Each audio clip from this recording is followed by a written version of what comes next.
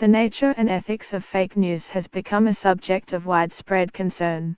But for many of us, the issue is much more personal. What are we to do when a cranky uncle or an otherwise pleasant old friend persists in populating our news feeds with a stream of posts that can run deeply contrary to our own values? One option is to unfriend people who share material that conflicts with our values.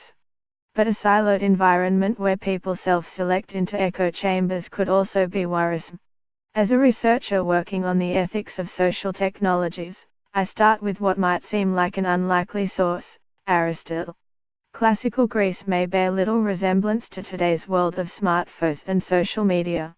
But Aristotle was no stranger to the struggle to build and maintain social connections in a contentious political climate.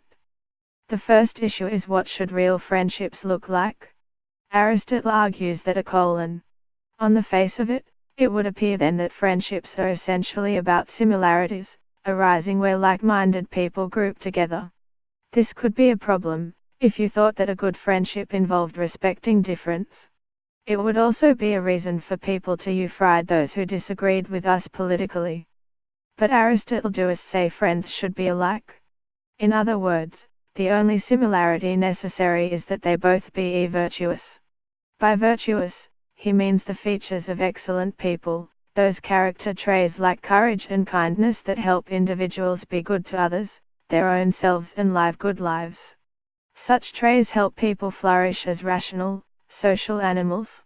Again, if you thought that these characteristics looked the same for every individual, you might worry that this still means that friends should be very similar.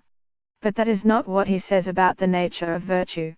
A virtuous character trait, he says, consists of having the right amount of common human disposition, not too much and not too little. Courage, for example, is the middle ground between an excess and a deficit of fear. Too much fear would keep people from defending what they valued, while too little would make them vulnerable to unnecessary injury.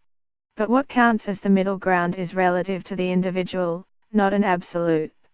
Consider how what counts as the right amount of food is different for an accomplished athlete than a novice. Likewise for courage and other virtues.